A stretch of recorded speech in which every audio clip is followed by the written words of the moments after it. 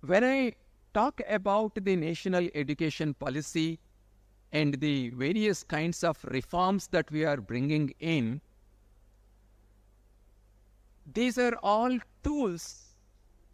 But what is required for all of us is use these tools to transform ourselves, to transform our mindset, to transform our thinking process.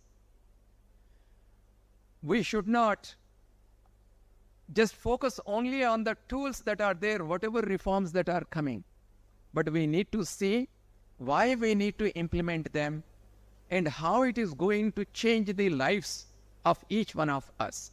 Just to give you one example, I will give a quiz to you, to the students. It's a multiple choice question. There are only two choices. Choose A or B. A, I will give you a pure metal. Let's say iron.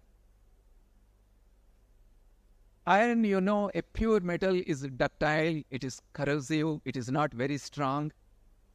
Choice B, I will mix in iron a little bit of chromium, a little bit of magnesium, a little bit of silicon. What will happen to iron? Iron will now become steel.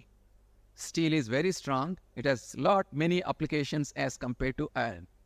So, my dear students, I want to ask you, if I give choice A and choice B, which one will you choose? Loud. You choose B. I am hearing from the teachers loud, not from the students. You choose B, right?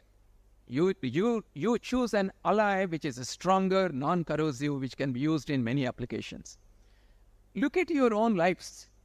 Suppose you try to be like this pure metal. You choose physics in your +2, go to BSc, choose physics, MSc physics, PhD physics. You are like this pure iron metal. You are pure, but you have limitations. On the other hand, imagine that you have chosen physics in your +2, but in your BSc you have chosen some other subject, and in your MSc you have chosen some other subject. Just as this soft metal has become stronger, it has transformed itself into steel, you will find that there are many takers who will use your knowledge, your multidisciplinary knowledge. And that's the reason why we have been now telling all the institutions that you should ensure that our students do not become pure metals. They should become allies. They should become experts in multiple areas. Just to give you an example, let's say during COVID period, you wanted to develop a model to find out how the COVID is spreading.